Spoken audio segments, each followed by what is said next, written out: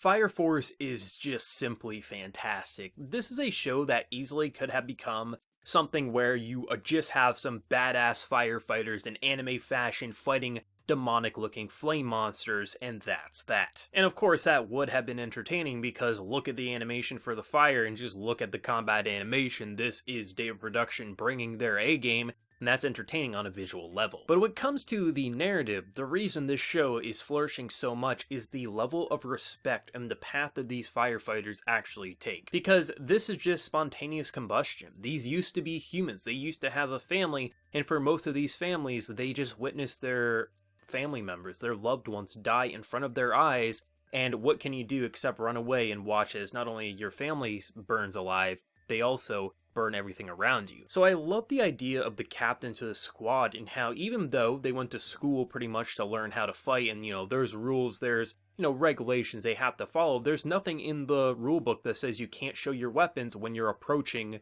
the homes of just these fire beasts that you have to put out of their misery. But for someone who's been on the job long enough, this isn't a game. This isn't fun that you get to be a hero and kind of kick ass and take names. This is a very sorrow just filled ride that there's no happiness doing this job. You shouldn't be ready to throw your weapons in the air. You shouldn't be willing to show the people that have to watch you go into your home knowing that you're about to put their family members out of their misery. You shouldn't wave that in their face, and you have to understand that this isn't a game, this is something that's disappointing. And I think coming off of last week's episode, which was so adrenaline pumping and just really intense action, to have this week's beast that we have to put out of its misery sitting there in a chair, fighting off the urges to lose control and be this eternal that's going to destroy the home. Instead, it's a father who stood his ground and sat there and waited for something to happen. It really shows the determination in how they really are humans, and even if they are being possessed by some weird spontaneous combustion, whether it be that man we see in the episode who seemingly can summon these flames, or if it is something that just randomly can happen, you have to have a level of respect not only for the person you're about to kill, but also the people around them who this is really going to be painful for them. Which honestly makes Fire Force into something that isn't just some dumb shonen with great animation as we fight fire beasts. It actually has care to the character writing, even for one and done characters such as what family is going to suffer with this fire. It's really fascinating watching it play out and just watching how a captain turned opinions on both Shinra as well as the new addition to the cast, Arthur, where they, they had their weapons, they look cool and badass, they're gonna go fight some monsters, and no, this isn't what you have to do. And I love how by the end of that kill, they both recognize the error in their ways, and it really shapes their mentalities and perspectives into something different, that this isn't fun and games, this is a person, and even if they look like this, they are human at the end of the day, and we have to have a level of respect. That is just such great depth and really elevates this show into a completely different level. We got that sense of respect last week, but this is a completely different playing field where it really hammers in. If you had any doubts that this should be fun and games to them, it completely goes out the window with this week's episode. But with the fire whole situation being rather gloomy, it's not to say there wasn't fun in this episode, as Maki in this episode, holy shit. This girl can kick some ass and take some names and just bring up some comedy. Arthur is the new addition to the cast, who calls our main character Shinra the devil, and basically they have a bit of a rivalry, they're gonna butt heads. Every good shonen needs something like this, where you have two characters who obviously will like each other, but obviously will also compete against each other and say who's better than each other. And it's fun watching them butt heads, and just how you have someone like Shinra being like, this is the reason he sucks in every level, but for some reason people still think he's popular and just cool, and in result it just makes him even madder. And the fact that it just wasn't like Shinra getting his ass handed to him by Maki, it was also Arthur, that was incredibly satisfying, because these are both characters who could probably get under your skin, or charm you, or just make you laugh, or make you rage, and I'm glad that we have this girl just who seemingly was being charmed by the new pretty boy, then just shifting it into, holy shit, this girl can kick some ass. These are third generation users here, and you would think they would be able to wipe the floor with anyone, and the fact that she can just kind of like control flames to a certain degree, but just her sheer brute strength and just skill in martial arts, combine that with what she can do, and even if someone like Arthur has a sword that she can't basically control the fire and just the energy to, she can still literally beat him to a bloody pulp. And I love that. It's so interesting how they really got a sense of personality for Maki in this episode, because with last week's episode, it was primarily highlighting the world as well as Shinra and just his overall drive and personal motivations. With this week, we're really getting a sense of personality and character for the cast as a whole. More and more as we're watching these situations play out, both positive and negative, you're getting a sense of you understand this crew and you understand that their job isn't just firefighters, it's something a lot more crucial than just saving people from their homes. It's really a pretty brutal, almost assassination job that unfortunately is the hand they've been dealt and have to just achieve, else other people will suffer in the process. It seems like even if a character seems pretty cold and blunt at face value, it seems like they all really are compassionate because of the job they are facing, and it's not a game to them. It's not something that's easy, and the fact that they all train so hard and push themselves out there, but when they do come back to,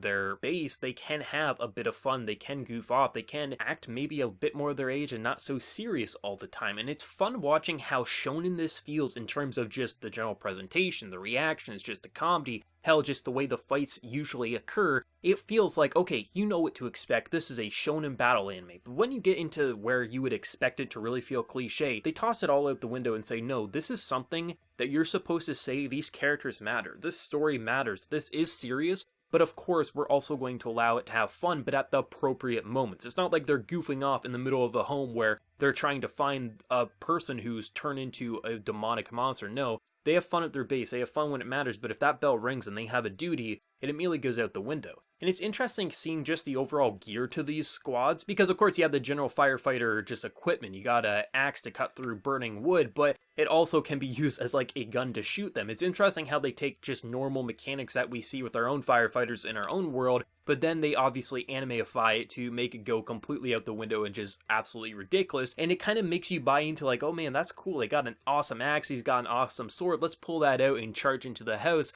And then you see the boss being like, never do this again. If you do this again, you're off my squad. There was no anger there, it was more disappointment. And I loved that because I honestly expected him to be like someone like, throw him against the walls, be like really shake them and scare them, but rather he was just disappointed, said it how it was, and let them see truly what they're facing off against without these like goggles clouding their visions, making them think that there's some hero and they get to play superhero. No, you have to be almost what you could say a murderer. You're murdering them, but this is the way it has to be, and it's really interesting just seeing the level of depth of characters that feel like a majority of this episode before we reach that home. It feels like, it's shonen fun. You're, kicking ass, taking names, you're goofing off, you got the shonen rivalry, it's all fun and games, and then holy shit, no, it's not all fun and games. And that's what's really elevating Fire Force into one of my favorites of the season, because it makes you think, it makes you expect you know exactly where it's going, but by the time the episode wraps up, your opinion once again completely changes. And I love the level of respect, I love the characters across the board. There isn't a bad personality as of yet, and the more we get to learn these characters, the greater their characters become overall. Arthur, I thought I was going to despise, the pretty boy of the cast who's going to butt heads with Shinra, but honestly, between him and Shinra, it's going to be a pretty interesting bond and friendship overall, that of course they're going to compete, of course they're going to fight and bicker, but clearly they have a pretty interesting bond, and the fact that they have a bond that has been around for a while, it's not just the new guy who he's butting heads with. It's going to be interesting to see how they clash and support and just overall bond within this new group, because they are in the real world now. They're not just training behind, closed doors with no real threats, and it'll be fun just to see where it wants to go. I'm just really stunned by Fire Force, not even just the visual production, which probably the background art is my favorite part of the entire visuals. I love the animation, of course, and just how the flames are animated. It looks so goddamn gorgeous, but just how lively the backgrounds are, it feels like there's always some sort of detail, very small details, that just kind of combined into one really interesting piece of art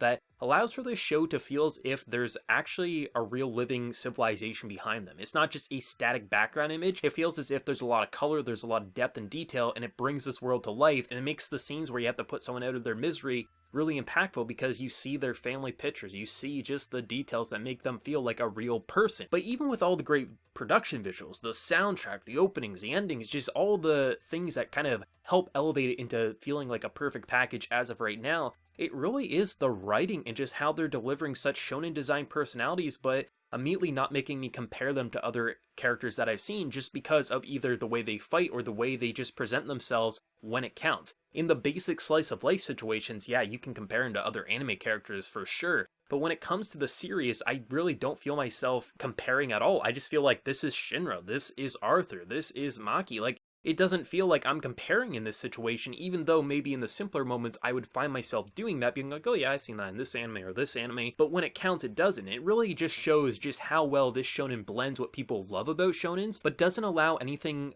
that has like the negativities of shonens to be present in this show. It makes it feel like it is more than just a dumb firefighter anime. This is something that's serious, that is dramatic, but also knows how to have fun. This was an incredible second episode, even better than the first episode, which I thought had my jaw on the floor and was just like, I can't wait to see more Fire Force, with episode 2 just probably showcasing one of our big antagonists of the season, or maybe the arc, in just showcasing just the real stakes of what they have to do. It really elevates this show into another level, which I thought it was amazing at episode 1. I don't even know what I'd call it with episode 2, if it's even better, but I'm really excited for more Fire Force. Let me know though what everyone thought of episode 2. Did you enjoy it as much as me? What do you think about like kind of the path of respect that they're taking with these battles? Let me know. Be sure to like the video if you did enjoy, and also hit that subscribe button if you haven't been new. So until next time, everyone, please take care and have a good one.